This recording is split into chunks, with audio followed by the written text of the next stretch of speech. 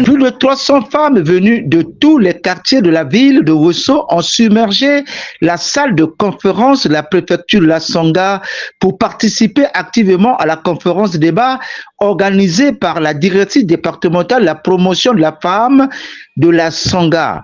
3 moments forts ont dominé cette cérémonie. Le premier a été celui des allocutions de circonstance du secrétaire général du département de la Songa, Serge Thibault Mouélé Babiessa, qui a salué l'organisation de cette journée à Ouesso, question de sanctifier le rôle et la place de la femme dans la société congolaise. Dans notre département, des avancées sont à noter en matière de représentation féminine. Sur 6 sénateurs, 3 sont des femmes, et sur 9 députés, 2 sont des femmes. Ces résultats sont encourageants.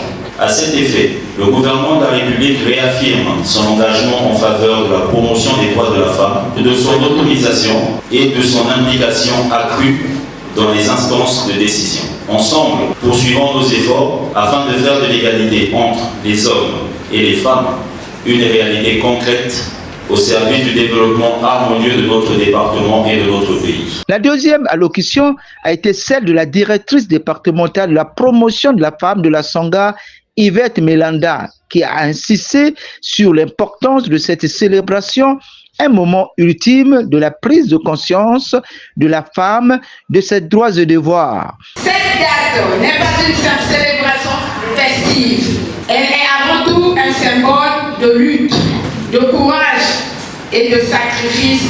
Nous avons le devoir de redonner au 8 mars toute sa valeur. Cela ne passe pas seulement par des discours, mais surtout par des actions concrètes au quotidien dans nos foyers, nos communautés et nos milieux professionnels. Le deuxième moment a été marqué par des exposés sur les thèmes droit, action et justice pour toutes les femmes et filles, présenté par Reine des Anges Lumba, et sur les avantages du planning familial, présenté par Olga Solange Montinou. Dans la loi numéro 27, toujours de notre loi dans l'article numéro 27, l'État doit créer toutes les conditions permettant de prévenir la victimisation secondaire et d'éviter que la victime subisse toute pression de quelque nature que ce soit.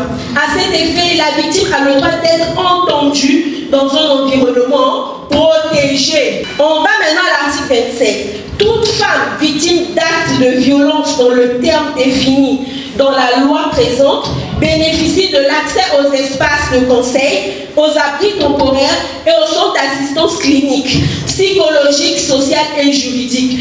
La prise en charge prioritaire pour l'obtention des preuves par les autorités compétentes, la prise en charge institutionnelle publique ou privée gratuite, l'émission de déclaration de la condition de victime de violence. L'État assure une protection adéquate à la victime, à sa famille, ainsi qu'aux personnes qui se trouvent dans une situation similaire, dès lors qu'il est. Planning familial et ça la biso, to zemi na tango ekoki, to sutuka boye zemi te, olali, olamuki na tongo, zemi, mvulo yezo yaka, zemi, mvula mosusu, zemi, papa, olali na bino bien, olamuka na tongo, tuko loba na ye, ngana moni makila te, papa akosutuka, est-ce que akosepela na yango? Et pourtant boyalaka na ye, mais ni ye moto ya liboso banda kofinga yo zoba, mais yo oyo peut-être mwasi, to sala boye zemi, to sala boye zemi, et yali bien te, ni wana pona ko éviter makambo wana tout.